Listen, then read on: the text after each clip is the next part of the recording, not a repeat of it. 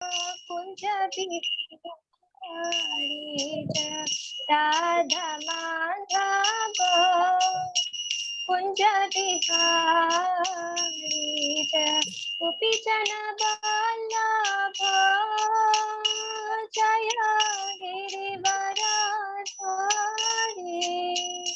जय गिरिवरधारी जय यशोदानंदन व्रज जनरांजन यशोदानंदन व्रज जनरांजन यशोदानंदन व्रज जनरांजन यमुना तीरावनचारी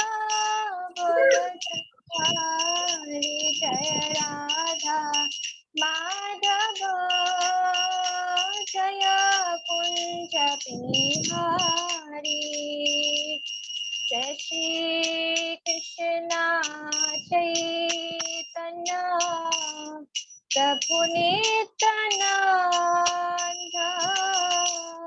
श्री अद्वैत गदाधर श्रीवासादि गौर भक्तवृंद हरे कृष्णा कृष्णा कृष्णा हरे हरे हरे राम राम राम हरे हरे जय राधा माधव जय राधा माधव राधा माधव जय राधा माधव जय गौर निताय जय गौर निताय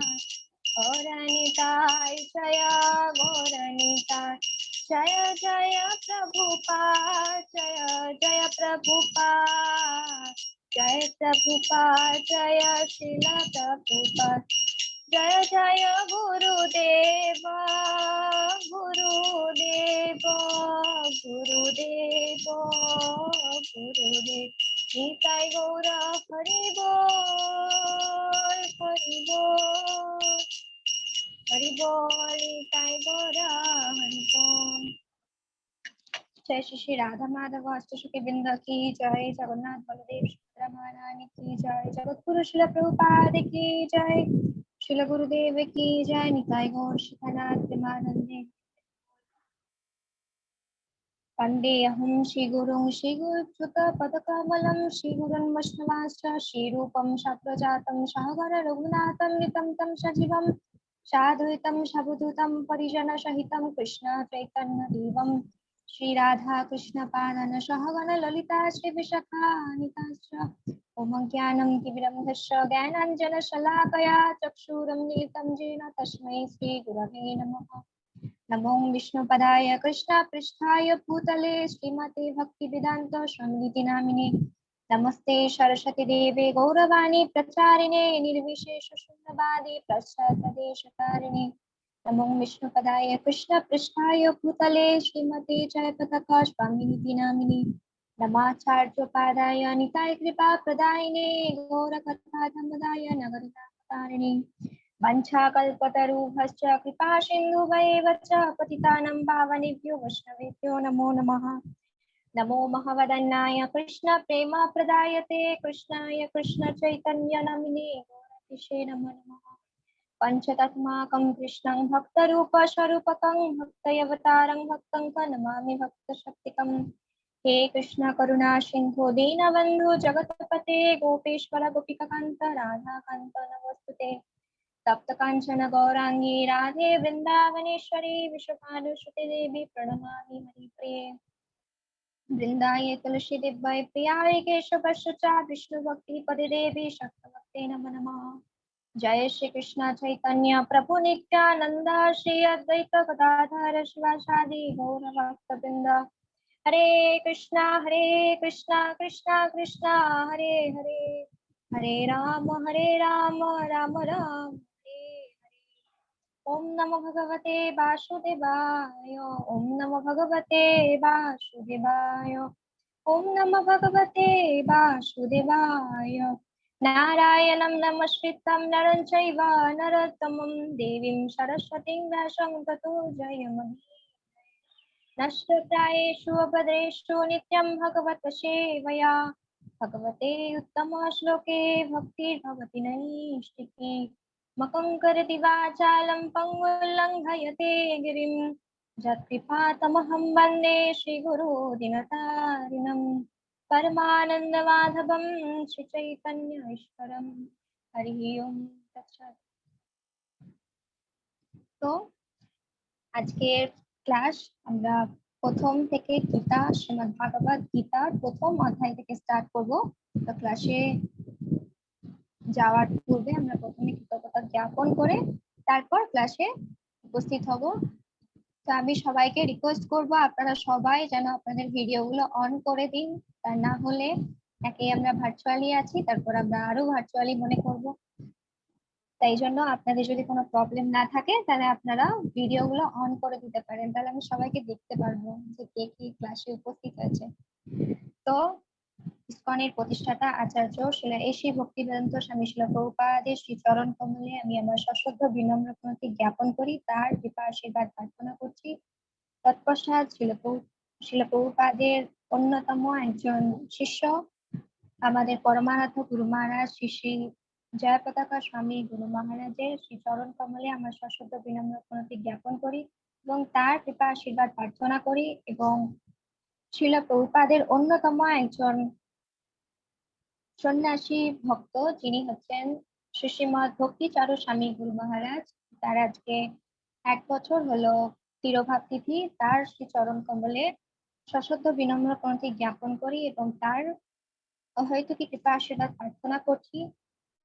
এবং উপস্থিত সমস্ত ভক্তবৃন্দের চরণে আমার সশ্রদ্ধ বিনম্র প্রণতি জানাই এবং আপনাদের সকলের কৃপা আশীর্বাদ প্রার্থনা করছি যাতে এই যে শ্রীমদ্ ভাগবত গীতা সেটা খুব সুন্দর ভাবে আপনাদের সকলের কাছে যাতে সুন্দরভাবে তুলে ধরতে পারি, যেই রকম আচার্য বর্গরা আমাদের সকলকে খুব সুন্দরভাবে তুলে ধরেছেন। তো এই যে প্রথম অধ্যায় বিষাদ যোগ, মানে বিষাদ মানে হচ্ছে হতাশা, ভয়।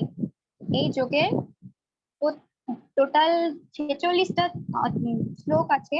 তো এই 46টা শ্লোকের ডিভাইডেড করা হয়েছে, মানে কোন শ্লোক থেকে কত পর্যন্ত কি বর্ণনা করা হয়েছে সেটা আমরা প্রথমে দেখব। তো এখানে 1 নাম্বার শ্লোক থেকে 11 নাম্বার শ্লোক পর্যন্ত কি হয়েছে, যে যুদ্ধের যে প্রস্তুতি সেই প্রস্তুতি সম্পর্কে বর্ণনা করা হয়েছে, মানে কোন কোন পক্ষে কতজন সৈন্য আছে, কার পক্ষে কত বেশি সৈন্যরা আছে, সেই সমস্ত সম্পর্কে বলা হয়েছে 1 থেকে 11 নাম্বার শ্লোকে। আমি চাইবো সকলে যেন এই যে জিনিসটা আছে কোন শ্লোক থেকে কত পর্যন্ত মানে কি বলা হয়েছে সেটা যেন সবাই নোট করে রাখেন, তাহলে এটা সুবিধা হবে, আপনাদের ক্ষেত্রেও বোঝার সুবিধা হবে, আমি পরে জিজ্ঞাসা করব। তো 1 থেকে 11 নাম্বার শ্লোকে কি বলা হয়েছে, যে যুদ্ধের যে প্রস্তুতি সেটা সম্পর্কে আলোচনা করা হয়েছে। এবং তারপর যে আছে 12 নাম্বার শ্লোক থেকে 20 নাম্বার শ্লোক পর্যন্ত, সেখানে কি হচ্ছে পাণ্ডবরাই যে যুদ্ধে জয়ী হবে সেই সম্পর্কে ইঙ্গিত করা হয়েছে, মানে সংকেত প্রদান করেছে 12 নাম্বার শ্লোক থেকে 20 নাম্বার শ্লোক পর্যন্ত। তারপর 21 নাম্বার শ্লোক থেকে 27 নাম্বার শ্লোক পর্যন্ত কি হচ্ছে, যে কৃষ্ণই যে ভক্তবৎসল ভগবান সেটা সম্পর্কে আলোচনা করা হয়েছে।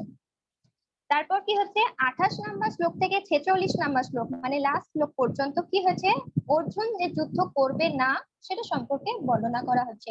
অর্জুন তার নিজের যে আত্মীয় স্বজন তাদের সাথে কিভাবে যুদ্ধ করতে চাইছে না, মানে তাদের সাথে কিভাবে যুদ্ধ করবে সে সম্পর্কে আলোচনা করা হয়েছে 28 নাম্বার শ্লোক থেকে 46 নাম্বার। তাহলে কি হলো, 1 থেকে 11 পর্যন্ত হলো যুদ্ধের প্রস্তুতি। তারপর 12 নাম্বার শ্লোক থেকে 20 নাম্বার শ্লোক পর্যন্ত পাণ্ডবরাই যে যুদ্ধে জয়ী হবে সেই সংকেত ওখানে সম্পূর্ণরূপে আলোচনা করা হয়েছে।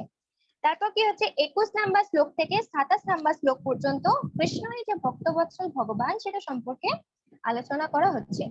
এবং 28 থেকে 46 নাম্বার শ্লোক পর্যন্ত কি হচ্ছে, যে অর্জুনই যে যুদ্ধ করতে চাইছে না, তাদের আত্মীয়দের সাথে যুদ্ধ করবে না সেই সম্পর্কে বর্ণনা করা হচ্ছে। তো এই হচ্ছে আমাদের 1 থেকে 46 নাম্বার শ্লোক পর্যন্ত কি বলা হয়েছে সেই সম্পর্কে। তো আমরা ধীরে ধীরে ক্লাসটাকে নিয়ে যাব। তো আমরা প্রথমেই দেখবো যে 1 নাম্বার শ্লোকে কি বলা হচ্ছে। তো এখানে 1 নাম্বার শ্লোক, প্রথম অধ্যায় বিষাদ যোগ, শ্লোক নাম্বার 1। ধর্মক্ষেত্রে কুরুক্ষেত্রে সমবেতাযুজুৎসবঃ মামকা পাণ্ডবাশ্চৈব কিমুপসঞ্জয়। কি বলছেন শিল প্রভুপাদ এখানে গদ্যের আকারে যে অনুবাদ, সেই অনুবাদে কি বলছেন শিল প্রভুপাদ এখানে দিয়েছেন শ্লোকের অনুবাদ। আপনাদের সকলের কাছে গীতা আছে তো? গীতায় সকলে যদি একবার খুলে দেখেন কি বলছে তাহলে সুবিধা হবে আপনাদেরও এবং আমারও।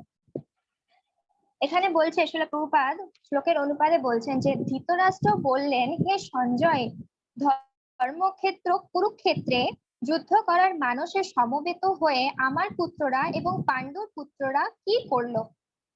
মানে এখানে যে ধৃতরাষ্ট্র যে বলছেন তার একটা সন্দেহ রয়েছে। তিনি কোনো রেজাল্ট পাওয়ার জন্য সঞ্জয়কে কোনো কিছু প্রশ্ন করছেন না, তিনি এখানে প্রশ্ন করছেন এই জন্য তিনি একটু হতাশাচ্ছন্ন হয়ে আছেন। কেন? যে এই যে কুরুক্ষেত্র আর যুদ্ধক্ষেত্র, যেটা কুরুক্ষেত্রের প্রাঙ্গণিতে যুদ্ধটা হয়েছিল, তো এই যুদ্ধটা একটা ধর্মক্ষেত্রে হয়েছিল, সেই জন্য ধৃতরাষ্ট্র একটু ভয়ভীত ছিল। কেন? যে ধর্মক্ষেত্রে যে একটা প্রভাব, মানে আমরা সবাই সকলেই জানি যে ধর্মক্ষেত্রে যখন কোনো যুবক মানে ইয়ং জেনারেশন যারা আছে বা যারা এরকম সাধারণ মানুষরা যখন ধর্মক্ষেত্রে যায়, ধর্মস্থানে যায়, তখন কি হয়, ধর্মস্থানের প্রভাবে তাদের যে সেই স্থানের যে আবহাওয়া সেগুলো গায়ে লেগে আমাদের কি হয়, ভক্তি জাগরিত হয়। তখন কি হয়, আমরা ভক্তি পরায়ণ হয়ে ধর্মকে মানে নিয়ে চলে আসি। অনেক দেখি আমরা কি মনে করি, সাধারণত আমরা মায়াপুরে যাই বা বৃন্দাবনে যখন যাই, তখন কি হয়, আমরা ওখানে গিয়ে ধর্মের যে একটা প্রভাব, সেই প্রভাবে আমরা ওখান থেকে ভক্ত হয়ে চলে আসি বা দীক্ষা নিয়ে চলে আসি, মালা নিয়ে চলে আসি, আমরা সবাই দেখি। তো সেটাই ছিল ধৃতরাষ্ট্রের ভয়। কি ভয়? যে আমার যারা পুত্র রয়েছে, কৌরবরা যে 100 পুত্র, সেই পুত্ররা যে পাণ্ডবদের সাথে যুদ্ধ করতে গেছে, তারা যে ওখানে যুদ্ধ করতে গেছে, তারা তো 2 ভাই ছিল, পাণ্ডবরা এবং কৌরবরা, দুটো পক্ষই নিজেদের ছিল, নিজেদের আত্মীয় ছিল। তো তাদের ওখানে যে মানে অধর্মের হয়ে যে ওখানে যুদ্ধ করতে গেছে ওখানে, তো এই যে একটা ভয় তাদের মধ্যে কাজ করছিল।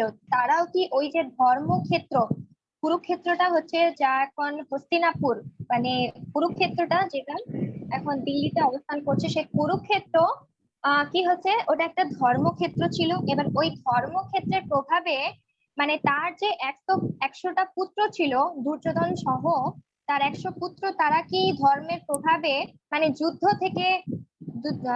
থেকে বিচ্যুতি দিয়ে কি তারা চলে আসবে, নাকি ওখানেই তারা মানে মানে দুজনের মধ্যে কোন করে কি করবে, যে যুদ্ধটাকে মানে হাফ হাফ রাজ্য তারা 50-50 ভাগে ভাগ করে নিবে দুজনের মধ্যে। সেটাই ছিল ধৃতরাষ্ট্রের ভয়ের কারণ।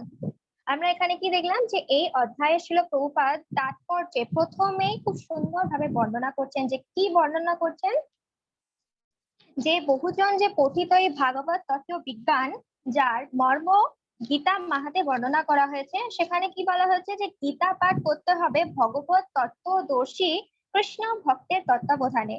গীতার এখানে প্রথমে তাৎপর্য খুব সুন্দরভাবে প্রথম প্যারাতে শিল প্রভুপাদ খুব সুন্দরভাবে ব্যাখ্যা করে বলছেন, যে গীতা যদি আমরা অধ্যয়ন করি বা গীতা যদি আমরা কোনো তত্ত্বদর্শী ব্যক্তিদের কাছে যদি আমরা সঠিকভাবে মানে অধ্যয়ন করি, তাহলে কি হবো, আমরা যে ভগবত গীতার যে একটা মানে ব্যক্তিগত মানে অন্তরঙ্গ যেটা ভাব, সেটা আমরা কি করব, দেখতে পাবো, দৃষ্টিভঙ্গি মানে দেখতে পাবো আমরা সেটাকে, সেটাই এখানে বলছে। তো শিল প্রভুপাদের কথা অনুযায়ী আমরা এই যে সকলে সমবেত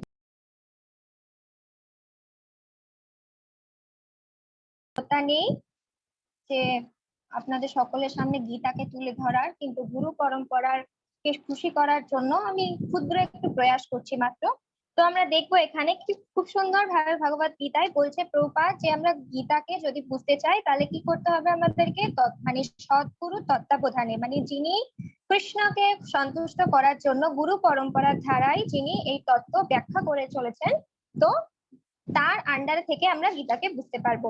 তো এখানে একটা সাধারণত প্রশ্ন হতে পারে, কি প্রশ্ন, যে গীতা যেটা হচ্ছে ভগবানের মুখনিসৃত বাণী, সেই বাণীতে প্রথমেই কেন, প্রথম অধ্যায়ের প্রথম শ্লোকে কেন ধৃতরাষ্ট্র উবাচ বলা হয়েছে, যিনি কিনা পাণ্ডবদের বিরুদ্ধে ছিলেন এবং ভগবান শ্রীকৃষ্ণের বিরুদ্ধে ছিল ধৃতরাষ্ট্র, তাই না? কি তাদের বিরুদ্ধে যুদ্ধ ঘোষণা করার জন্য বলেছেন উনি ধৃতরাষ্ট্র। তো তার নাম কেন প্রথমে বলেছেন, বা তিনি কেন প্রথমে শ্লোকে বলছেন, তো এটা সবার মনেই আসতে পারে। তখন এর উত্তর কি আমরা দেখব, যে ধৃতরাষ্ট্র কি কোনো অসুর ছিল, নাকি কোনো মানে সিদ্ধ পুরুষ কি ছিল, অসুর ছিল নাকি দৈবগুণ সম্পন্ন ব্যক্তি ছিল। তো আমরা দেখতে পাই যে শ্রীমদ ভাগবতমের প্রথম শ্লোকে কি বলছেন, বিদুর যখন পরিকল্পনা করছে ধৃতরাষ্ট্রের প্রতি, তখন ধৃতরাষ্ট্র গৃহ ত্যাগ করে হরিদ্বারে গিয়েছিল, এবং হরিদ্বারে গিয়ে তখন সে 5 দিন তপস্যা করেছিল এবং তপস্যায় সিদ্ধি হয়েছিল, 5 দিন তপস্যা করে সিদ্ধি লাভ করেছিল। তো এর থেকে কি আমরা বুঝতে পারছি না যে ধৃতরাষ্ট্র একজন কোনো আসরিক ব্যক্তি ছিল না? কারণ আমরা সাধারণত যদি তপস্যা করতে চাই, তপস্যার তো কোনো মানে কোনো ইয়েই নেই, যেমন যদি আমরা তপস্যা স্টার্ট করি 5 দিন, কি আমরা 5 বছর 50 বছর পরজন্ম পর্যন্ত আমরা তপস্যায় সিদ্ধি লাভ করতে পারবো না। ধৃতরাষ্ট্র কি করেছিল, সে সিদ্ধি লাভ করেছিল কেবলমাত্র 5 দিনে, তিনি সিদ্ধি লাভ করেছিল। তো কৃষ্ণ তাকে এখানে কি করছে, যে ধৃতরাষ্ট্রের ভূমিকা যেটা রয়েছে সেটা পালন করে তিনি কি করছে, কৃষ্ণের লীলায় তাকে সাহায্য করার জন্য ধৃতরাষ্ট্রকে এখানে প্রথমে বলতে বলেছেন। ধৃতরাষ্ট্র হচ্ছে একটা নিমিত্ত মাত্র, যিনি এখানে ফার্স্টে মানে তার রোল প্লে করছে এখানে। তো তারপরে আমরা এখানে কি দেখতে পাই, একটা খুব সুন্দর দৃষ্টান্ত রয়েছে, যে প্রথমেই নববিধা ভক্তির প্রথমেই যে 9টা অঙ্গের মধ্যে একটা শ্রবণম কীর্তনম, শ্রবণম যে প্রথম অঙ্গ, ভাগবতমেও বলছে যে বলছেন কি বলছেন, যে যদি কেউ শ্রবণ করে তাহলে কি করতে পারে, সে ভক্তিতে অনেক বেশি ডেভেলপ করতে পারে। সেই জন্যই এখানে ধৃতরাষ্ট্র এখানে তার প্রশ্ন করে শুনতে চাইছে সঞ্জয়ের কাছ থেকে, কি শুনতে চাইছে, যে আমার পুত্ররা, পাণ্ডুর পুত্ররা তারপর কি করলো, শ্রবণ করতে চাইছে, শ্রবণ, তাই না? তো এই যে নববিধা ভক্তির একটা অঙ্গ শ্রবণ, সেই সম্পর্কে এখানে প্রথম শ্লোকেই প্রকাশ পাচ্ছে, আমরা দেখলাম এখানে। তো ধৃতরাষ্ট্র এখানে প্রশ্ন করেছেন যে আমার পুত্ররা এবং পাণ্ডুর পুত্ররা কি করলো, কাকে প্রশ্ন করছেন, সঞ্জয়কে প্রশ্ন করছেন। কেন প্রশ্ন করছেন, কারণ ধৃতরাষ্ট্র জন্ম থেকেই মানে তিনি জন্মান্ধ ছিলেন। আর এখানে আচার্য বর্গরা খুব সুন্দরভাবে ব্যাখ্যা করেছেন, ধৃতরাষ্ট্র শুধু মানে জন্মান্ধই ছিলেন না, তিনি জন্ম থেকে অন্ধ থাকা সত্ত্বেও তিনি কি ছিলেন, পুত্র অন্ধ ছিলেন। মানে তাদের যে 100 পুত্র ছিল, তার যে 100 পুত্র ছিল, সেই পুত্র স্নেহে তিনি একদম অন্ধ ছিলেন, অন্য কিছু দেখতে পেতেন না তিনি। তারা তারা যে অধর্ম করছে সেটাও তার মানে কোনো ভ্রুক্ষেপ ছিল না। তো সেটাই বলছে যে এখানে এটাই বলছে যে যে তার যে 100 পুত্ররা যে ওখানে কি করলো সেটা সম্পর্কে জানতে চেয়েছে, এবং সঞ্জয় দিব্য দৃষ্টি প্রাপ্ত ছিল। কেন, এখানে তাৎপর্য ছিল, প্রভুপাদ নেক্সট প্যারায় বলছেন যে কি বলছেন, সঞ্জয় ব্যাসদেবের কাছ থেকে দিব্য দৃষ্টি প্রাপ্ত হয়েছিল। ধৃতরাষ্ট্র যেহেতু ধর্মান্ধ ছিল, সেই জন্য কি করেছিল, ব্যাসদেবের কৃপা আশীর্বাদে তিনি সঞ্জয়কে দিব্য দৃষ্টি প্রদান করেছিলেন, সঞ্জয়কে ব্যাসদেব, এবং ব্যাসদেব সঞ্জয়কে দিব্য দৃষ্টি প্রদান করার পর সঞ্জয় তখন ধৃতরাষ্ট্রকে খুব সুন্দরভাবে ব্যাখ্যা করছেন যে যুদ্ধক্ষেত্রে কি চলছে, এ রাজন যুদ্ধক্ষেত্রে কি চলছে, নেক্সট শ্লোকে সেটা বলবে, সঞ্জয় বলবেন যে যুদ্ধক্ষেত্রে কি চলছে। তো শিলা প্রভুপাদ এখানে খুব সুন্দরভাবে আরেকটা জিনিস মানে আরেকটা ঘটনা যেটা এখানে বলছেন, যে ধর্মক্ষেত্র মানে কুরুক্ষেত্রটা কি ছিল, ধর্মক্ষেত্র, ধর্মের ক্ষেত, ক্ষেত মানে হচ্ছে জমি, আর এই যে ক্ষেত্রটা ছিল, এই যে জমিটা ছিল, সেটা কি ছিল, ধর্মের ক্ষেত্র ছিল, ধর্ম। যদি আমরা কোনো ধর্মস্থানে যাই তাহলে কি হবে, আমরা সেখানে সম্পর্কে সেই সম্পর্কে ধর্ম সম্পর্কে জানতে পারবো। যদি আমরা ধর্মগ্রন্থ পাঠ করি তাহলে কি হবে, ধর্ম সম্পর্কে জানতে পারবো, সেখানে কোনো রাজনীতি এসব সম্পর্কে জানতে পারবো না, তাই না? তো সেই রকম এই যে ধর্মক্ষেত্র, এই জমিতে শুধুমাত্র ধর্মেরই জয় হবে, অধর্মের জয় হবে না। প্রথম শ্লোকে ইঙ্গিত দিচ্ছে কি, গীতায় ইঙ্গিত দিচ্ছে ধর্মক্ষেত্রে, যেহেতু যুদ্ধটা ধর্মক্ষেত্রে হচ্ছে, সেই জন্য এই যে যুদ্ধে কারা জয়ী হবে, যারা ধর্মের পক্ষে আছে। কারা ধর্মের পক্ষে আছে? পাণ্ডবরা, যে 5 জন পুত্র, দ্রৌপদীর 5 জন পুত্র, তারা কুন্তী পুত্র, তারা যুদ্ধে জয়ী হবে। খুব সুন্দর ভাবে শ্রীল প্রভুপাদ এই যে শ্লোকের তাৎপর্যে তিনি এখানে বর্ণনা করে বলছেন। শ্রীল প্রভুপাদ তাৎপর্য খুব সুন্দর ভাবে লিখেছেন, যে একটা উদাহরণ সমেত একটা দিয়েছেন, যে ধান খেতে যেমন আগাছাগুলি তুলে ফেলে দেওয়া হয়, ঠিক তেমনি এই আলোচ্য বিষয়টি শুরু থেকেই একটি আশা করা যায় যে কুরুক্ষেত্রে ধর্মক্ষেত্রে, যেখানে ধর্মের জনক শ্রীকৃষ্ণ স্বয়ং উপস্থিত ছিলেন, আগাছার মতোই ধৃতরাষ্ট্রের পুত্র বা তাদের অনুগামীদের উপড়ে ফেলতে হবে এবং ভগবানের ইচ্ছাক্রমে ধার্মিক ধৃতরাষ্ট্রের যুধিষ্ঠির নেতৃত্বে ধর্মপরায়ণ মহাত্মগণের পুনঃপ্রতিষ্ঠা হবে। কি বলতে চাইছে শিলা প্রভুপাদ এখানে, যে ধর্মক্ষেত্রে যদি ধান ক্ষেত্রে যদি অনেক আগাছা থাকে, তাহলে কি হবে, ওই ধান ক্ষেতের আগাছাগুলিকে যাতে নষ্ট না করে দেয়, ধান গাছগুলোকে নষ্ট না করে দেয়, সেই জন্য ওই যে আগাছাগুলো রয়েছে সেই আগাছাগুলোকে উপড়ে ফেলতে হবে, মানে তুলে ফেলতে হবে, যাতে ওই ধানের জমিতে যেন কোনো রকম প্রবলেম না হয়, যাতে নষ্ট না করে দেয়, সেই জন্য। তো এখানে কি বলছে, ধর্মক্ষেত্রে যারা অধর্ম করছে কৌরবপুত্ররা, তাদেরকে উপড়ে ফেলতে মানে তুলে ফেলতে কি করছে, সহায়তা করছে। তো এখানে কি বলছে, যুধিষ্ঠির নেতৃত্বে ধর্মপরায়ণ মহাত্মাগণের পুনঃপ্রতিষ্ঠা হবে। যুধিষ্ঠিরের জয় হয়েছিল, পাণ্ডবদের যে জয় হবে সেটা পুনঃপ্রতিষ্ঠা করার জন্য কি হচ্ছে, এই শ্লোকটি মানে খুব সুন্দর ভাবে প্রভুপাদ ব্যাখ্যা করে বলছেন। তো তারপরে শ্লোকে সঞ্জয়কে যে প্রশ্ন করলো ধৃতরাষ্ট্র, যে আমার পুত্ররা এবং পাণ্ডুর পুত্ররা ঠিক কি করলো ওখানে, যে কি তারা পিকনিক করছে, মানে তারা কি দুজনের মধ্যে, দুটো দলের মধ্যে অর্জুনকে যে তারা বলছে যে আমরা তো দুই ভাই যদি আমরা যাতে নিজেদের মধ্যে কোনো রকম যুদ্ধ না করে, যদি আমরা দুজনে আপোষ মীমাংসা করে যদি আমরা 50-50 ভাগে ভাগ করে নিই, তাহলে সুবিধা হবে। তারা কি এটা করতে চাইছে? যুধিষ্ঠির এটা প্রশ্ন করছে সঞ্জয়কে, তারা কি ওখানে যে পিকনিক করছে, নাকি সেখানে যুদ্ধের প্রস্তুতি করছে, যুদ্ধ যে করবে সেই প্রস্তুতি করছে? সেই প্রশ্নের উত্তর 2 নম্বর শ্লোকে সঞ্জয় প্রদান করছেন। সঞ্জয় কি বলছেন সেখানে দেখবো। শ্লোক নাম্বার 2, সঞ্জয় উবাচ দৃষ্টা তু পাণ্ডবানীকম গূঢ়ম দুর্যোধনস্তথা আচার্য মুখ সংযম্য রাজা বচনম। কি বলছে অনুবাদ, সঞ্জয় বললেন, হে রাজন, পাণ্ডবদের সৈন্য সজ্জা দর্শন করে রাজা দুর্যোধন দ্রোণাচার্যের কাছে গিয়ে বললেন। কি বলছে, সঞ্জয় বললেন, হে রাজন, পাণ্ডবদের সৈন্য সজ্জা দর্শন করে রাজা দুর্যোধন দ্রোণাচার্যের কাছে গিয়ে বলছেন। রাজা দুর্যোধন, এখানে প্রথমেই দুবার রাজন কথা বলা হয়েছে, যে হে রাজন, আরেকবার বলা হচ্ছে রাজা দুর্যোধন। এবার এখানে প্রশ্ন আসতেই পারে যে ইস্কনের ভাগবত গীতাতে একটা শ্লোকেই কেন দুজনকে রাজা বলা হয়েছে? রাজা তো একজনই হবে, দুজন কি করে হবে? তার মানে ইস্কনের গীতা প্রমাণিত হতেই পারে, যখন আপনি প্রচার করবেন অভক্তরা এরকম প্রশ্ন করতেই পারে, তাই নয় কি? স্বাভাবিক।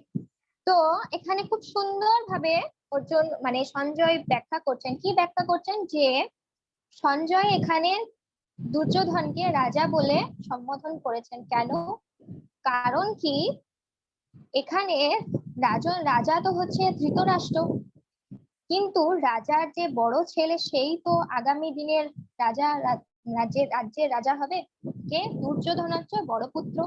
তো সম্ভবত সেই রাজা, সেই জন্য তাকে একটু আনন্দ প্রদান করার জন্য, মানে ধৃতরাষ্ট্রকে আনন্দ প্রদান করার জন্য দুর্যোধনকে রাজা বলে সম্বোধন করা হয়েছে। উদাহরণস্বরূপ আমরা দেখতে পাই কি, যদি মনে করুন আমার বাবা, সে যদি পাশের ঘরের অন্য কাউকে যদি বলে, অন্য কেউ যদি বলেন যে আপনার যে মেয়েরা রয়েছে তারা তারা ওই অকর্মণ্য যে ছেলে মেয়েগুলো রয়েছে তারা কি করছে, মানে যারা কাজ করতে পারে না, এরকম আপনার ছেলে মেয়েরা তো কিছু করতে পারে না, তো তারা যে কিছু করছে না, তো তারা এখন কি করছে?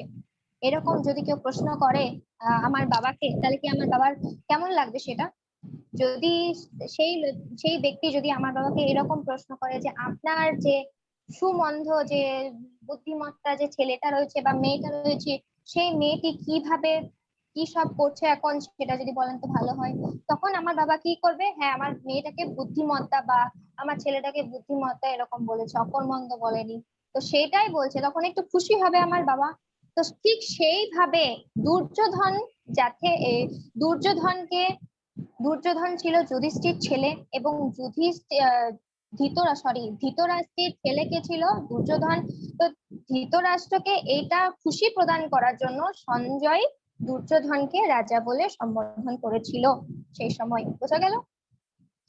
এখানে কি বলছে যে সেই সৈন্য সজ্জা দর্শন করে যুধিষ্ঠির কি করলো? দ্রোণাচার্যের কাছে গেল। এবার প্রশ্ন আসছে, দ্রোণাচার্যকে, দ্রোণাচার্য হচ্ছে কৌরবদের এবং পাণ্ডু পুত্রদের মানে দুই পক্ষের উভয় সৈন্যের গুরু ছিল। কে কি গুরু ছিল? অস্ত্র গুরু ছিল।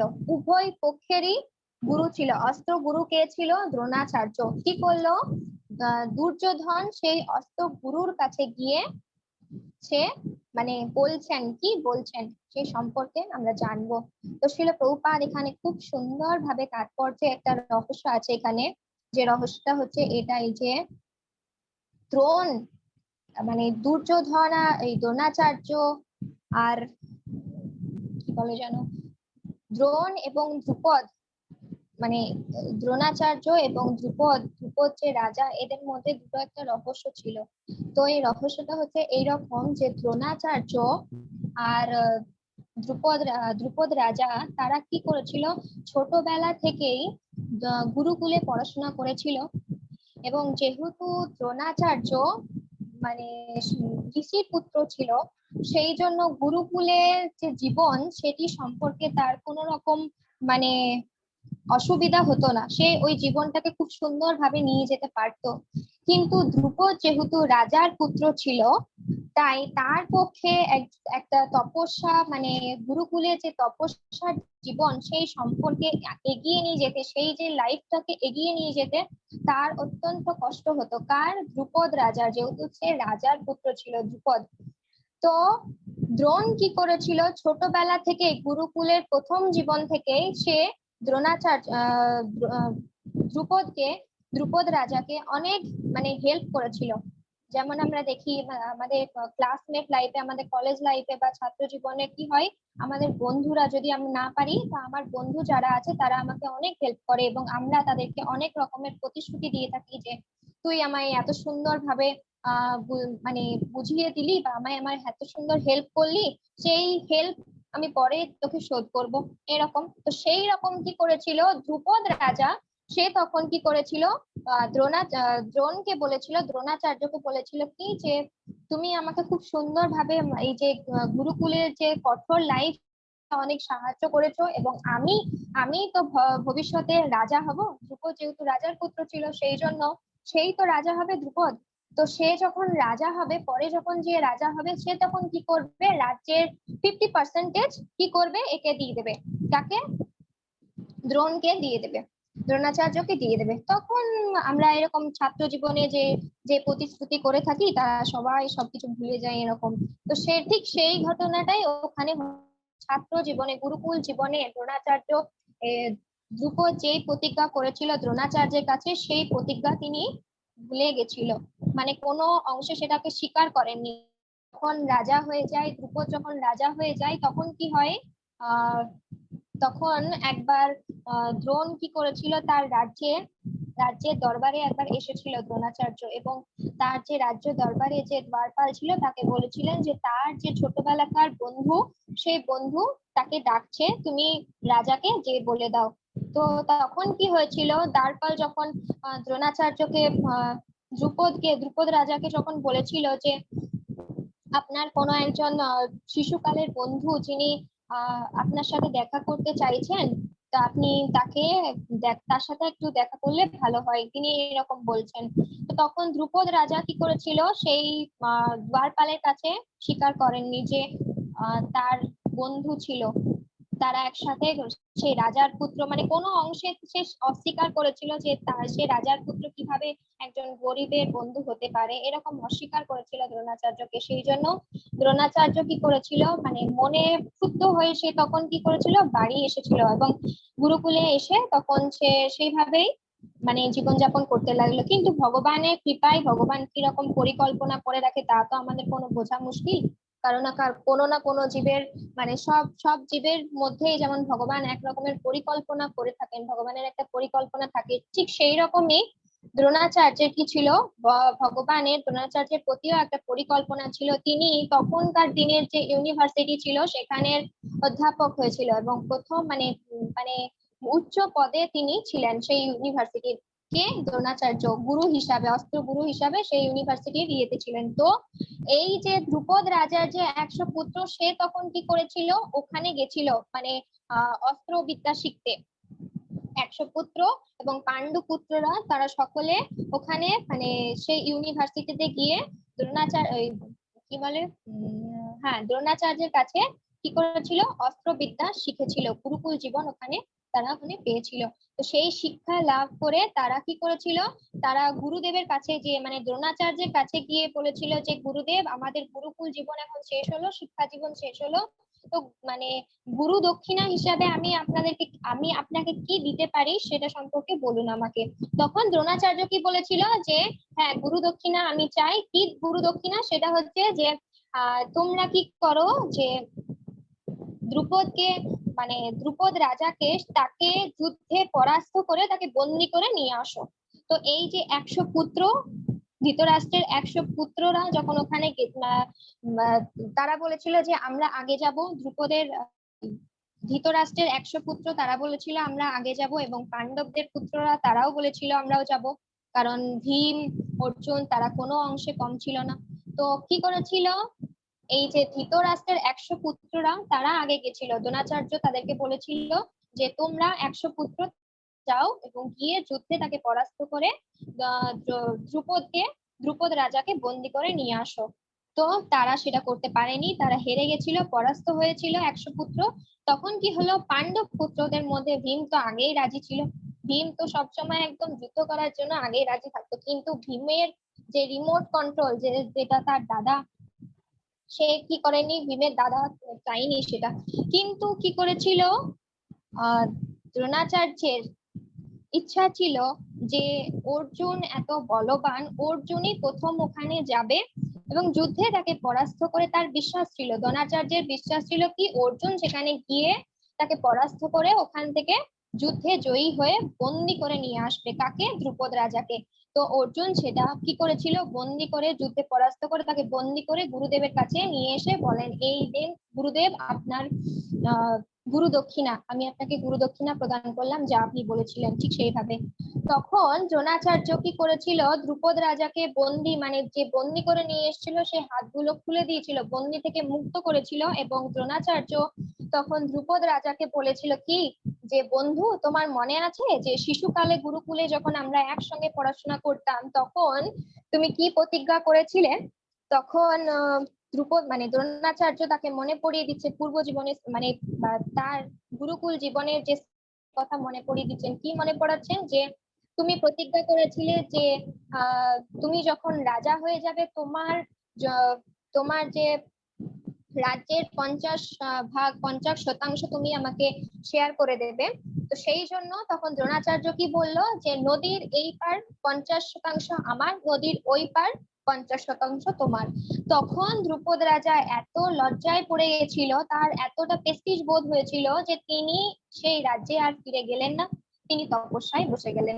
তিনি আর ওখানে যাননি, রাজ্যে ফিরে যাননি, তিনি তপস্যায় বসে গেলেন। এবং তপস্যায় তিনি কি করলেন, মানে এটা অনেক বড় কাহিনী আছে, যদি বলতে যাই তারপরে আরো হবে না, কিন্তু তবু আমরা শর্টে আলোচনা করবো যেহেতু স্টার্ট করেছি।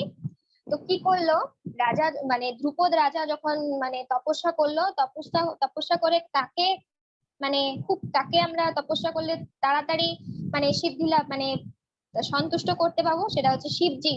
শিবজিকে সন্তুষ্ট করে কি করলো, শিবজির কাছ থেকে বর প্রদান করলো। কি প্রাপ্ত হলো? বর প্রাপ্ত হলো যে আমি যে ধৃতরাষ্ট্রের এই দ্রোণাচার্যের মৃত্যু চাই।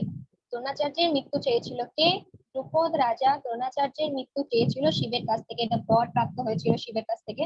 তো শিবজি খুব সুন্দরভাবে তাকে বর দিয়ে দেয় এবং কি হলো যে দ্রোণাচার্যের মৃত্যু হবে। সেটা কার কিভাবে মৃত্যু হবে তখন শিবজি তখন বলেছিল, দ্রুপদ রাজাকে বলেছিল, কি বলেছিল যে তুমি একটা পুত্রষ্টি যজ্ঞ করো, সেই যজ্ঞে তুমি একটা পুত্র সন্তান লাভ করবে, যেই পুত্র কিনা দ্রোণাচার্যের মৃত্যুর কারণ হবে, এটা বলেছিল। তো কি করলো, তিনি বাড়ি গিয়ে, দ্রুপদ রাজা বাড়ি গিয়ে তখন পুত্রষ্টি যজ্ঞ করলো এবং সেই যজ্ঞে দুটো পুত্র এবং একটি পুত্রী, দুটো ছেলে একটা মেয়ে জন্ম হলো। যজ্ঞ থেকে সে জন্ম লাভ করলো। তো এবার আমরা জানবো যে পুত্রষ্টি যজ্ঞ থেকে তো পুত্রই উৎপন্ন হবে, পুত্রী কোথা থেকে এলো, মেয়ে কিভাবে আসবে। এখানে আরেকটা বড় কাহিনী আছে যে যেহেতু যেহেতু দ্রোণাচার্যের যে বলবান, যে শক্তিশালী যে অর্জুন, সে কি করেছিল, দ্রুপদ রাজাকে বন্দি করে নিয়ে এসেছিল। তার যে এত বুদ্ধি রয়েছে, তো সে কি তাকে পরাস্ত করার জন্য একটা মেয়ের দরকার, ছেলে নিয়ে পারবে না, সেই জন্য তা মানে যারা বৈদিক যজ্ঞ যারা করছিল তাদের কানে কানে কি বলে দিয়েছিল, দ্রুপদ রাজা বলেছিল পুত্রের সাথে সাথে আমার একটা পুত্রীও চাই। তো দুটো পুত্র এবং একজন পুত্রী, যেটা হচ্ছে দ্রৌপদীর জন্ম হয়েছিল, দুটো পুত্র এবং একটা পুত্রী জন্ম হয়। তো খুব সুন্দরভাবে বর্ণনা করছেন এই যে দ্রুপদের যে বড় পুত্র ধৃষ্টদ্যুম্ন, সে কি করেছিল, সেই হয়েছিল তার দ্রোণাচার্যের মৃত্যুর কারণ। কিভাবে হয়েছিল, এই যে গুরুকুলে দ্রুপদ রাজা তখন তার বড় ছেলেকে ধৃষ্টদ্যুম্নকে কি করেছিল, ইউনিভার্সিটিতে গিয়ে তাকে অ্যাডমিশন দিয়েছিল যে আপনি একে, আমার ছেলেকে অস্ত্রবিদ্যা শেখান সে সম্পর্কে। তো কি করেছিল যে অস্ত্রবিদ্যা তো তাকে শেখাতেই হবে, যেহেতু প্রভুপাদ এখানে খুব সুন্দরভাবে বর্ণনা করেছেন যে দ্রোণাচার্যের কোনো ভুল ছিল না যে ধৃষ্টদ্যুম্নকে তার শিক্ষা প্রদান করে, কারণ দ্রোণাচার্যের কাজই এটাই যে যা শিক্ষা সেটা সম্পর্কে বর্ণনা, সেই সম্পর্কে তার যে জ্ঞান অস্ত্রবিদ্যা সম্পর্কে সেটা অন্য অপরজনকে সেটা প্রদান করবে, সেই জ্ঞান দান করবেন। তো সে দ্রোণাচার্যটা কোনো ভুল করেনি, কিন্তু দ্রোণাচার্যের এটা ভুল হয়েছিল, কি ভুল হয়েছিল, যে তাকে অস্ত্রবিদ্যা শিখিয়েছিল। কিন্তু শিল প্রভুপাদ আচার্য বর্গরা এটা বলছেন না যে তার এটা ভুল, তিনি নিয়মিত ভাবে তার যেটা জ্ঞান সেটাই তো তার কর্তব্য যে তাকে অন্য কাউকে দিতে হবে জ্ঞানটা। তো জ্ঞান যে দিয়েছিল সেটাই দ্রোণাচার্যের মৃত্যুর কারণ হয়েছিল। তো আমরা দেখলাম খুব সুন্দরভাবে এই যে শ্লোকের তাৎপর্যে খুব সুন্দরভাবে শিল প্রভুপাদ ব্যাখ্যা করলেন, সেটা আমরা দেখলাম। এবং তারপরে শ্লোকে সঞ্জয় তো এখানে খুব সুন্দরভাবে ধৃতরাষ্ট্রকে বললেন যে দুর্যোধন কি করলো, দ্রোণাচার্য তার অস্ত্র গুরুর কাছে যে কি করলেন, বললেন যে তার যে কত সৈন্যরা অপর পক্ষে যে সমস্ত সৈন্যরা আছে তারা কি সুন্দরভাবে এখানে সৈন্যসজ্জা সামরিক ভাবে প্রতিস্থাপন করেছে, সেটা তার পরের শ্লোকে বলছেন। শ্লোক নাম্বার 3 কি বলছেন, পশ্যইতাম পাণ্ডু পুত্রানাম আচার্য মহিতম চ মুম বুঢ়াম দ্রুপদ পুত্রেণ তব শিষ্যেন ধীমতা। খুব সুন্দর ভাবে শ্লোকের তাৎপর্য শিল প্রভুপাদ বলছেন, অনুবাদে কি বলছেন, হে আচার্য, পাণ্ডবদের মহান সৈন্যবল দর্শন করুন, যা আপনার অত্যন্ত বুদ্ধিমান শিষ্য দ্রুপদের পুত্র অত্যন্ত দক্ষতার সঙ্গে প্রুহের আকারে রচনা করছেন। এখানে খুব সুন্দর একটা পয়েন্ট রয়েছে করবেন, যেটা হচ্ছে কি, দ্রোণাচার্য কি বলছে, দুর্যোধন দ্রোণাচার্যকে কি বললেন এটাই যে আপনার অত্যন্ত বুদ্ধিমান শিষ্য দ্রুপদের পুত্র, দ্রুপদের পুত্র আর আপনার অত্যন্ত দ্রোণাচার্যের অত্যন্ত বুদ্ধিমান শিষ্য একজনই ব্যক্তি, কিন্তু দুর্যোধন এখানে একটু কূটনীতিবিদ করে এটা বলেছেন তার গুরুদেবকে। কি বলছেন, আপনার বুদ্ধিমান শিষ্যকে অর্জুন, আর দ্রুপদের পুত্র অর্জুন ভীষ্ম, অর্জুন, এরা সবাই তো হচ্ছে দ্রুপদ রাজার পুত্র। তো সেটাই এখানে বলা হয়েছে, একজনই ব্যক্তি, কিন্তু এখানে একটু এই কথাটা বলার মাধ্যমে তার যে গুরুদেব রয়েছে দ্রোণাচার্য, তার যে গুরুদেব রয়েছে দ্রোণাচার্য, দুর্যোধন মানে তার দ্রোণাচার্যকে একটু কি করেছে, মশলা মাখিয়েছে। মানে যদি আমি এইরকম কথা বলি তাহলে কি হবে, মানে গুরুদেব একটু ক্ষিপ্ত হয়ে কি করবে, যুদ্ধ করবে। সেই জন্যই এই কথাটা বলা হয়েছে, মানে তাকে একটু রাগিয়ে দিয়েছে বলতে গেলে। তো খুব সুন্দর ভাবে এখানে বলছেন শিল প্রভুপাদ তাৎপর্যে কি বলছেন, যে চতুর কূটনীতিবিদ দুর্যোধন মহান ব্রাহ্মণ সেনাপতি দ্রোণাচার্যকে তার ভুল ত্রুটিগুলি দেখিয়ে দিতে চেয়েছিলেন এবং পঞ্চ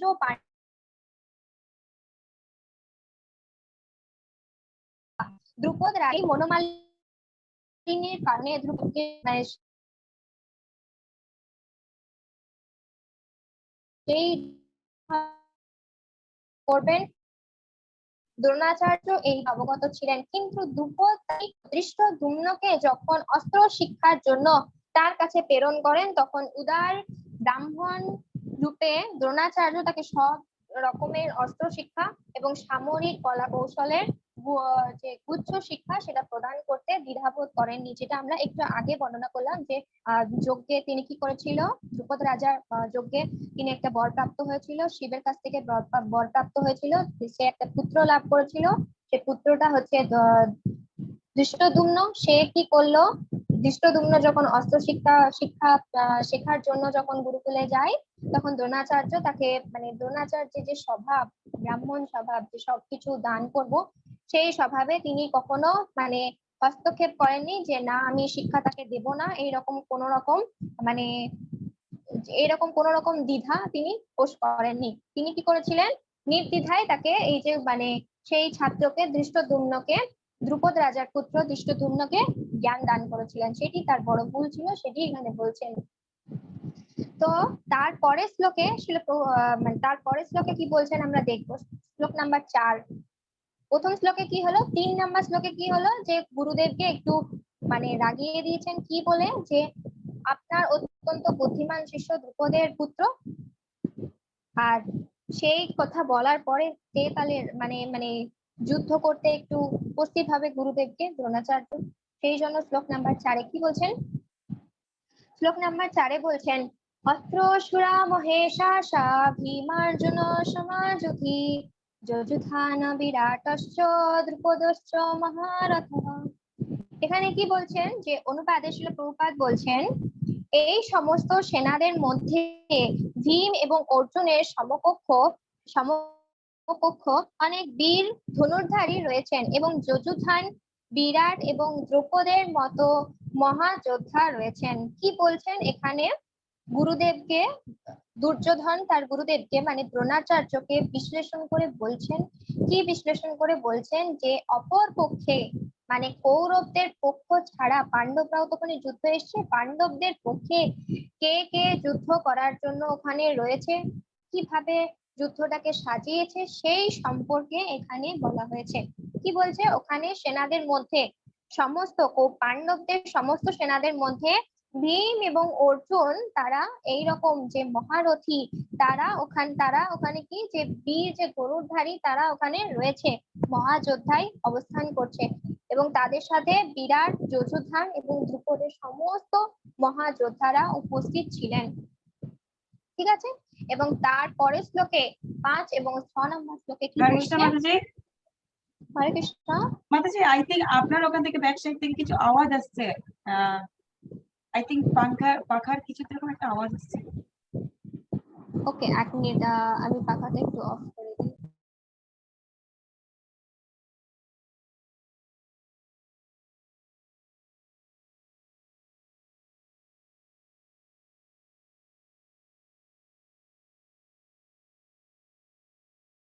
হরে কৃষ্ণ, এবার ঠিক আছে?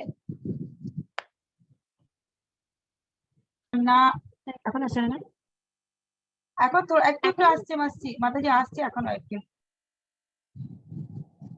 এখনো আসছে,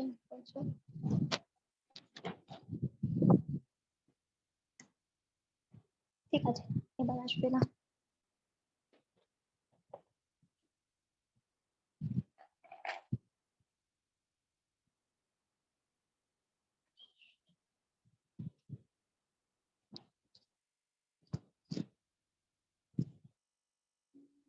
তো আমরা কি দেখলাম এখানে 5 নাম্বার এবং ঠিক আছে মাতাজি, এবার মাতাজি সরি টু মাতাজি, মানে এখন আর আসে না, সরি।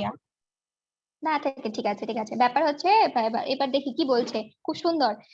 5 নাম্বার এবং 6 নাম্বার শ্লোকে কি বলছে, দৃষ্টকেতু চেকিতানাম কাশীরাজ কাশীরাজশ্চ বীর্যবান পুরুজিত কুন্তি ভোজশ্চ শৈবশ্চ নরপুঙ্গবঃ যুধামুন্নশ্চ বিক্রান্ত তমৌজশ্চ বীর্যবান সৌভদ্র দ্রৌপদেয়াশ্চ সর্বৈব মহারথা। কি সুন্দর একটা শ্লোক বলেছে, কি বলছে সেখানে, ধৃষ্টকেতু, চেকিতান, কাশীরাজ, পুরুজিত, কুন্তিভোজ এবং শৈবের মতো অত্যন্ত বীর এবং বলবান যোদ্ধারা রয়েছেন। সেখানে রয়েছে অত্যন্ত বলবান যুধামন্য, প্রবল পরাক্রমশালী উত্তমৌজা, সুভদ্রার পুত্র এবং দ্রুপদের পুত্রগণ। এরা সকলেই এই যে এই সব যোদ্ধারা সকলেই কি ছিল, মহারথী। তো কি সুন্দর এখানে বলা হচ্ছে, সুভদ্রার পুত্র মানে হচ্ছে অভিমন্যু। এখানে বলছে যে ওই যে পাণ্ডব যে পুত্র, পাণ্ডব পক্ষের যারা সৈন্য সামরিক, তাদের মধ্যে কে কে আছে, মহা যুদ্ধ ধনুর্ধর তারা কে কে আছে, মানে রথী মহারথী তারা, তাদের মধ্যে কে কে আছে এখানে দেখবো, দৃষ্টকেতু, চেকিতান, কাশীরাজ, পুরুজিত, কুন্তিভোজ এবং শৈবের মতো বলবান, এবং তারপর কি হচ্ছে, যুধামন্যু এবং উত্তমৌজার মতো পরাক্রমশালী, এবং সুভদ্রার পুত্র এবং দ্রৌপদের পুত্রগণ, সমস্তরা তারা সকলেই কি ছিল, মহারথী ছিল। এখানে 4 ক্যাটাগরির মানে যোদ্ধাদের কথা বলা হয়েছে, মহারথী, অথিরথী, আর রথী এবং অর্ধরথী। খুব সুন্দর একটা পয়েন্ট, আপনারা সকলে নোট করতে পারেন। কি নোট? যেটা হচ্ছে 4 প্রকারের ক্যাটাগরি ছিল, মানে সৈন্য সামঞ্জস্য ছিল, যেটা হচ্ছে মহারথী, অথিরথী, রথী, আরেকটা হচ্ছে অর্ধরথী। এবার আমরা দেখবো কি মহারথী মানে কি। মানে মহারথী মানে হচ্ছে যে 10,000 যে সৈন্যদের সাথে লড়াই করার যে একটা ক্ষমতা, সেটা ছিল মহারথীদের মধ্যে। 10,000 সৈন্য সামন্তদের সঙ্গে তারা যুদ্ধ করতে পারতো। আর অথিরথী মানে কি হচ্ছে, যে 10,000-এর থেকে কম এবং 1-এর থেকে বেশি, এটা হচ্ছে অথিরথীদের মানে মানে ক্ষমতা। আর তারপর কি বলছে, রথী, রথী মানে কি হচ্ছে, একজন এবং একজন একজনের সঙ্গে যুদ্ধ করবে, একজন একজনের সঙ্গে শুধু যুদ্ধ করবে, সেটা কি হচ্ছে রথী। আর অর্ধরথী মানে কি হচ্ছে, একজন একজনের সাথে, মানে মানে টিভিতে যেমন আমরা দেখি না, যে শুধুমাত্র মানে লড়াই করে যাচ্ছে, অস্ত্র নিয়ে শুধু লড়াই করছে, কেউ মরছে না, এইরকম, মানে তাদেরকে শুধু টাকা বিতরণ করে শুধু এরকম করা হচ্ছে। তো এটাই বলা হচ্ছে মহারথী, অথিরথী, রথী এবং অর্ধরথী, 4 ক্যাটাগরির সৈন্যরা তারা ওখানে উপস্থিত ছিল, কাদের, পাণ্ডবদের পক্ষে। তো 3 নাম্বার শ্লোক থেকে 6 নাম্বার শ্লোক পর্যন্ত আমরা এখানে কি মিল দেখবো, মিল করতে হবে, একটা শ্লোকের সঙ্গে আরেকটা শ্লোকে কি মিল রয়েছে সেটা আমাদেরকে জানতে হবে।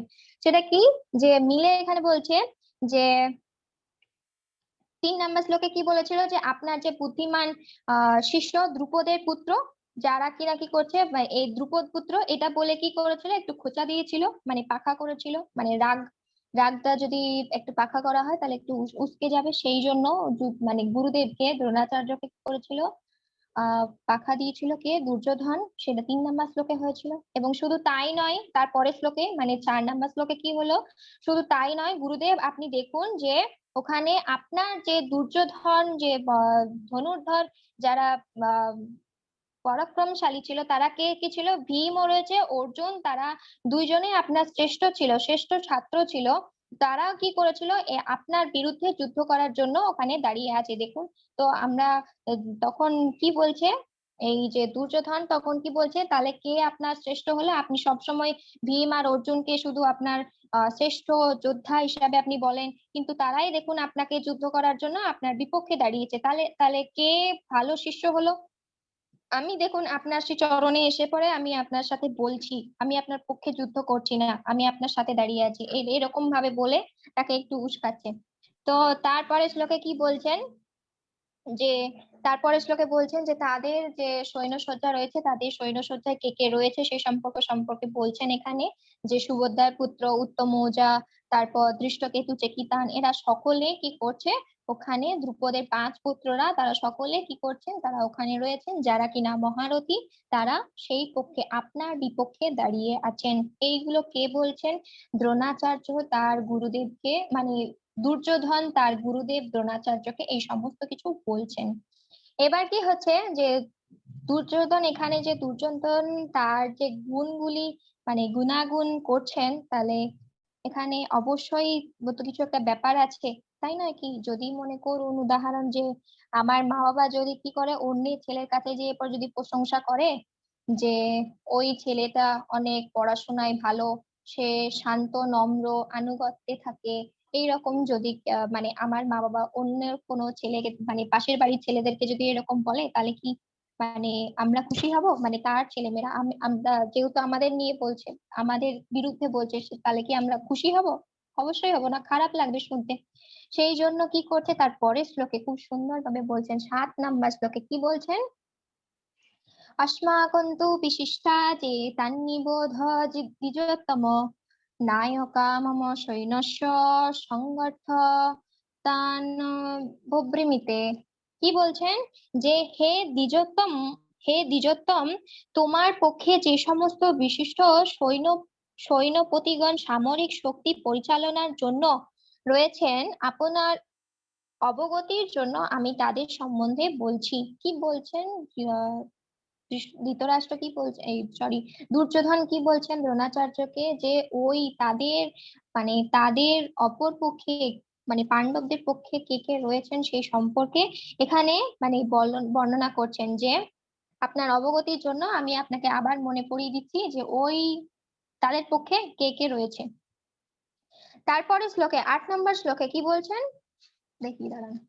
8 নম্বর শ্লোকে বলছেন, ভবান ভীষ্মশ্চ কর্ণশ্চ কৃপয়শ্চ সমিতিঞ্জয় অশ্বত্থামা বিকর্ণস্য সৌমদত্তি তথৈব চ। কি বলছেন অনুবাদে? সেখানে রয়েছেন আমার মতো, সেখানে রয়েছেন আপনার মতো ব্যক্তিত্ব ভীষ্ম, কর্ণ, কৃপাচার্য, অশ্বত্থামা, বিকর্ণ ও সৌমদত্তের পুত্র ভূরিশ্রবা, যারা সর্বদা যুদ্ধে জয়ী হয়ে থাকেন।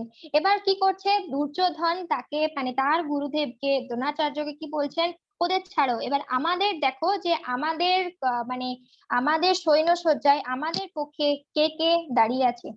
শুধু ওদের কি একা আছে? আমাদেরও আছে, সেইটাই বলছে। মানে উদাহরণ যেমন একটু আগে দিলাম না, যে আমার বাবাকে যদি কেউ এরকম মানে পাশের ওই ছেলেরা ভালো, এই মেয়েরা ভালো, যদি সেই সময় যদি বলে যে হ্যাঁ আমার মেয়েরাও আমার ছেলেরাও ভালো, তারাও খুব সুন্দরভাবে পড়াশোনা করে এবং তারাও আমার আনুগত্যে থাকে, তখন কি হবে? তখনই তো আমরা বলবো না, না আমরাও তাহলে কিছু একটা আছি, আমাদের একটা ভালো লাগবে। ঠিক সেই রকম ভাবে দুর্যোধন এখানে তার গুরুদেবকে বলছেন, কি বলছেন?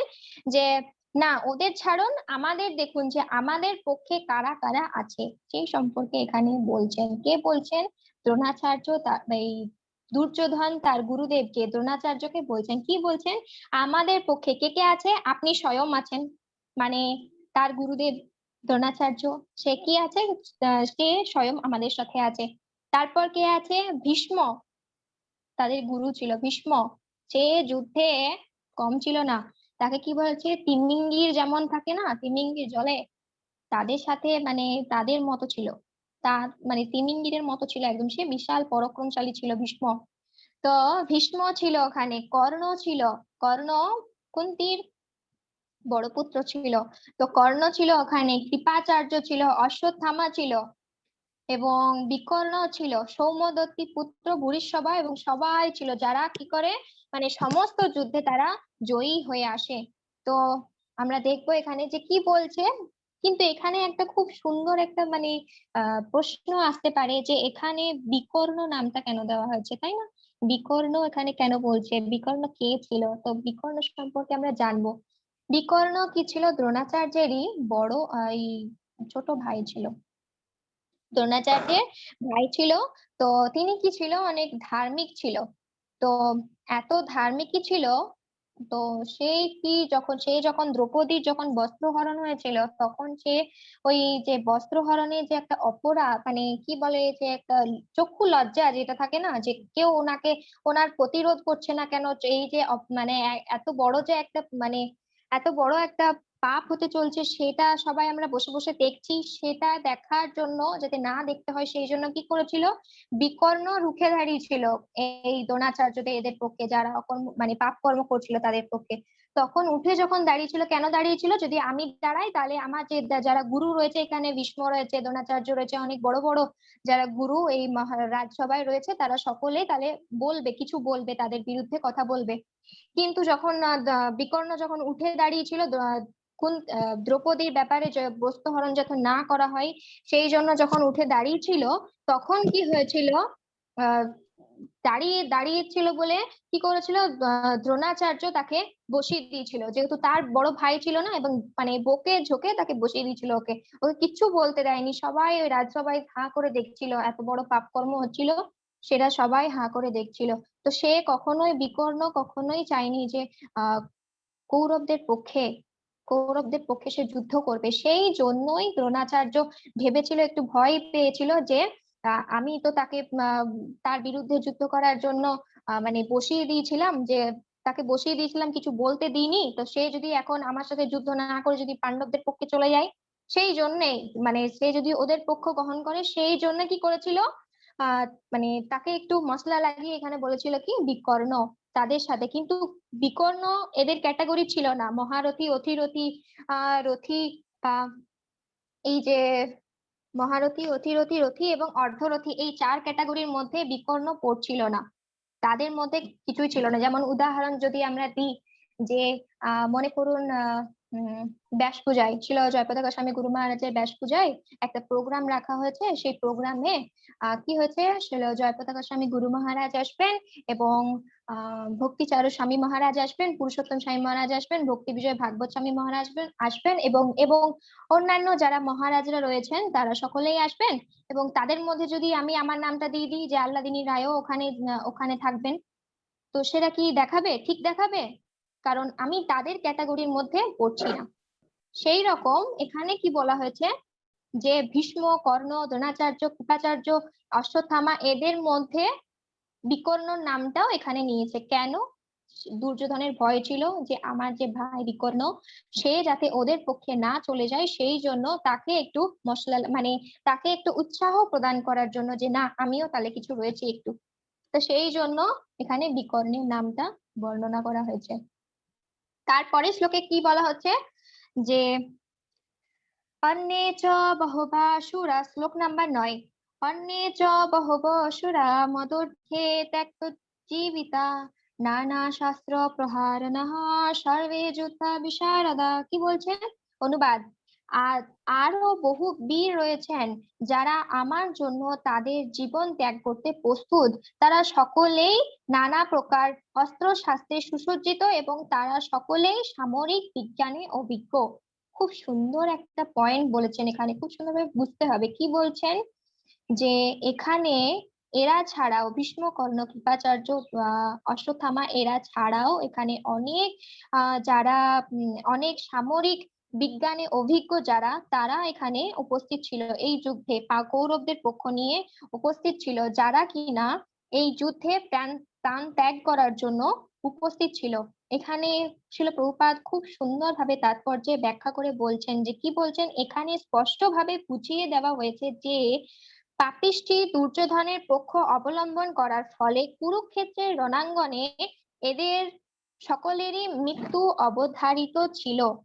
দুর্যোধন এটা খুব সুন্দরভাবে বুঝতে পারছিল যে তারা যেহেতু অধর্মের পক্ষ ছিল, সেই জন্য তাদের যুদ্ধটা মানে তাদের যুদ্ধে পরাজয় হওয়া অনিবার্য ছিল, সেই জন্য এই যে যুদ্ধে তারা সকলেই মারা যাবে সেটা এখানে স্বীকার করেছিল, দুর্যোধন খুব সুন্দরভাবে স্বীকার করেছিল। সেটাই বলছে যে তাদেরকে মানে কৃতজ্ঞতা জ্ঞাপন দুর্যোধন, সেই যে যারা বাকি যারা এসেছিল, যে সামরিক বিজ্ঞানে মানে যারা অভিজ্ঞ, যারা যুদ্ধ বিষয় সম্পর্কে একদম অভিজ্ঞ, যাদের জ্ঞান বেশি ছিল, সেই সমস্ত ব্যক্তিরা যুদ্ধ করার জন্য পাণ্ডবদের বিপক্ষে মানে যুদ্ধ করার জন্য উপস্থিত ছিল। তো তাদেরকে দুর্যোধন কি করলো, কৃতজ্ঞতা জ্ঞাপন করে বলছেন কি, যে আপনাদের সকলকে মানে আপনারা সকলে অনেক মহান, আপনারা সকলে তো যুদ্ধ বিষয়ে অনেক বিশদ বিশদ মানে বিশরদ, তো সেই জন্য আপনারা সকলে আপনাদের যে জীবন সেটা এই যুদ্ধে দান করতে চলছেন আমার জন্য, সেটাই এই শ্লোকে বলছেন। তারপরে শ্লোকে কি বলছেন, বেশি সময় নেব না, 11 নম্বর শ্লোক পর্যন্ত 5 মিনিটের মধ্যে শেষ করবো, ঠিক আছে?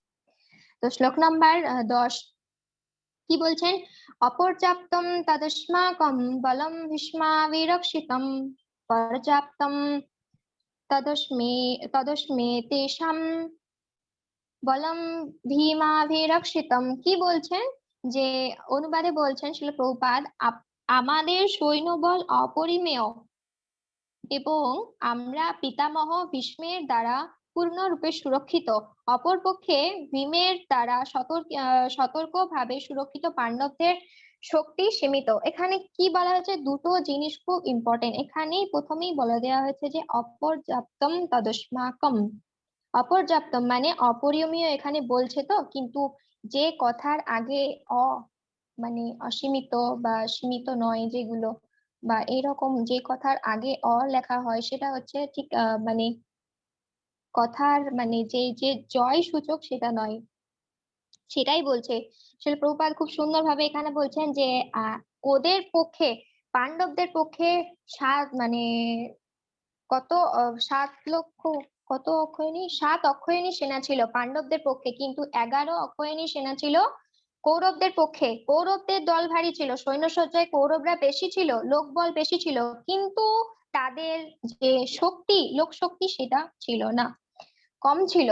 আর পাণ্ডবদের যেহেতু এখানে ভীষ্মের দ্বারা সুরক্ষিত বলেছে, ভীমের দ্বারা সুরক্ষিত বলেছে, ভীম অনেক মানে শক্তিশালী ছিল, বলবান ছিল, যে 7 অক্ষয়ণী সেনা তাদের মানে কম ছিল, কৌরবদের কম সেনা ছিল, কিন্তু তাদের অক্ষয়ণী সেনা কম হওয়াতেও কি হয়েছিল, বেশি মানে তাদের শক্তিটা বেশি ছিল। কেন, তাদের কৃষ্ণ তাদের সঙ্গ দিয়েছিল, সেই জন্য তারা বেশি শক্তিশালী ছিল। তো সেটাই বলছে এখানে, মানে খুব সুন্দরভাবে বর্ণনা করেই দিয়েছেন যে এখানে তারা মানে হারবে সেই সম্পর্কে দ্রোণাচার্য বুঝতে পেরে গেছিল, দ্রোণাচার্য বলছি দুর্যোধন বুঝতে পেরে গেছিল। সেটাই এখানে বলা হয়েছে যে ভীষ্মদেব মানে কৌরবদের পক্ষে কি হয়েছে, ভীষ্মদেব তাদের পক্ষে থাকছেন, মানে আদি গুরু হিসাবে কে থাকছেন, ভীষ্মদেব থাকছেন, যিনি খুব সুন্দরভাবে সৈন্য সজ্জাকে খুব সুন্দরভাবে পরিচালনা করছেন। আর ভীম অপর পক্ষে, যে পাণ্ডবদের পক্ষে কি হচ্ছে, ভীম মানে সুরক্ষিত ভাবে পাণ্ডবদের যে সৈন্যরা রয়েছে তাদেরকে পরিচালনা করছেন। তো সেটা এখানে বলা হয়েছে। তো তারপরে শ্লোকে কি বলা হয়েছে, শ্লোক নাম্বার 11, অয়নেষু চ সর্বেষু যথা ভাগমবস্থিতাঃ ভীষ্মমেবা বিরক্ষন্তু ভবন্ত সর্ব এব হি।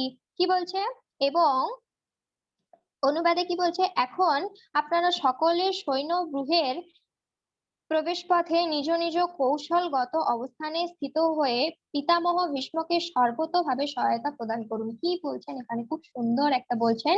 দ্রোণাচার্য কি বলছে, এই দুর্যোধন কি বলছেন, যে আপনারা যে তারা সকলে রয়েছেন, এই যে সামরিক বিজ্ঞানে যারা অভিজ্ঞ সেই সমস্ত পণ্ডিতজ্ঞ যোদ্ধাদেরকে বলছেন, আপনারা সকলেই যেহেতু এখানে রয়েছেন, তারা আপনারা নিজেদের জায়গায়, যেমন ক্রিকেটের যেমন ফিল্ডিং করার জন্য কেউ একজন বল ধরে, কেউ একজন ইয়ে করে না, যেমন সবাইকে সাজিয়ে দেওয়া হয়, ঠিক সেইভাবে এখানে ফিল্ডিং এর কাজ করছে কে, দ্রোণাচার্য, দুর্যোধন।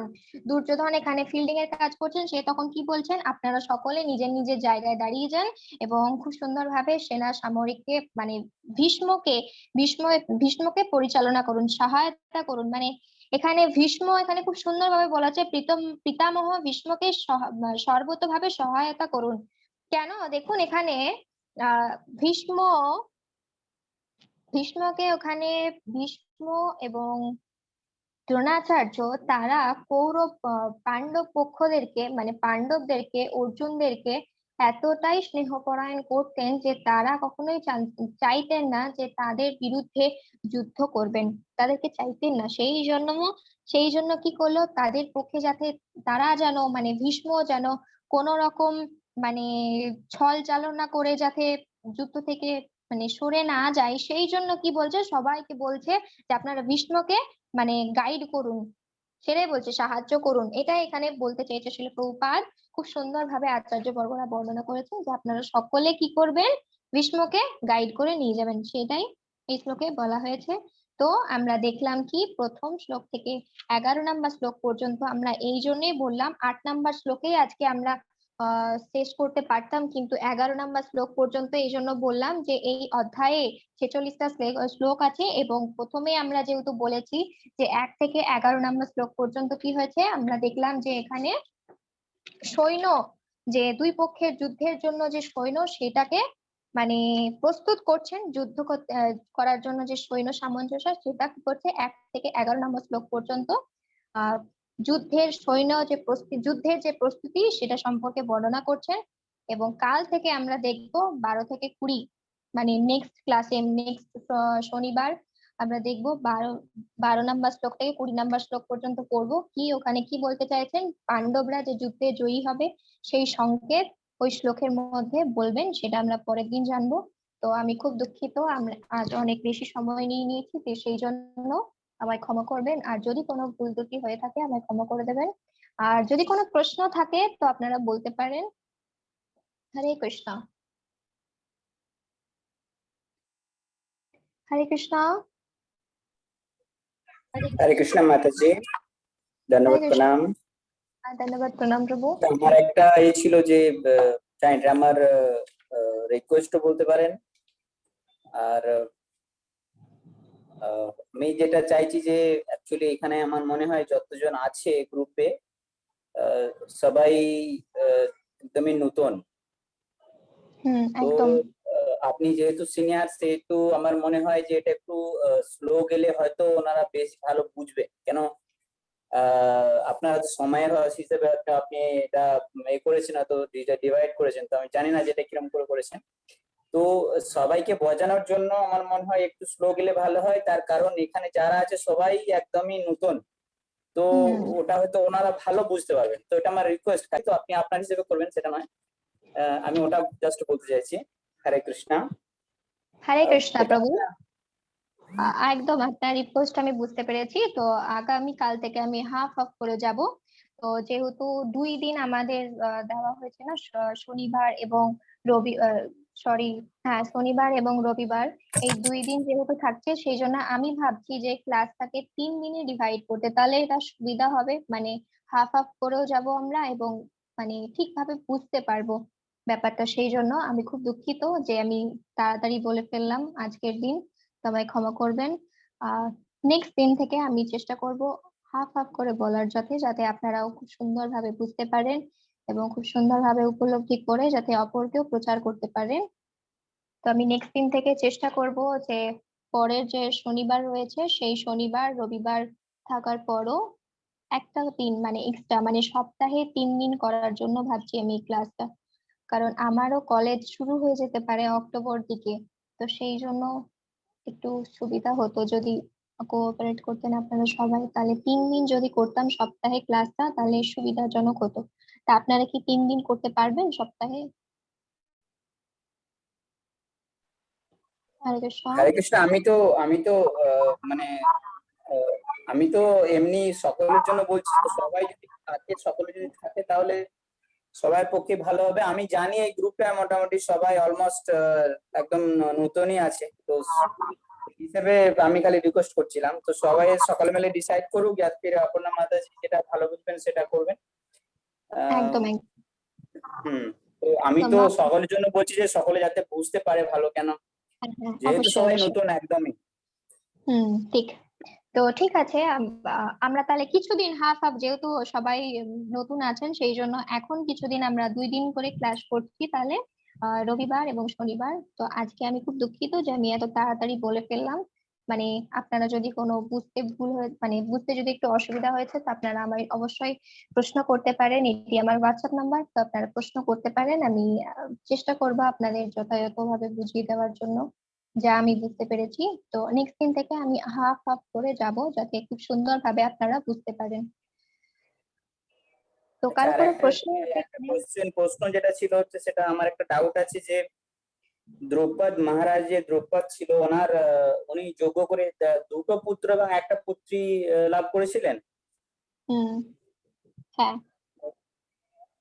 মহারাজ দ্রৌপদ যে দুটো আপনি যজ্ঞের মাধ্যমে না যে আপনি বললেন যে দুটো পুত্র এবং একটা পুত্রী লাভ করেছিলেন, হুম তো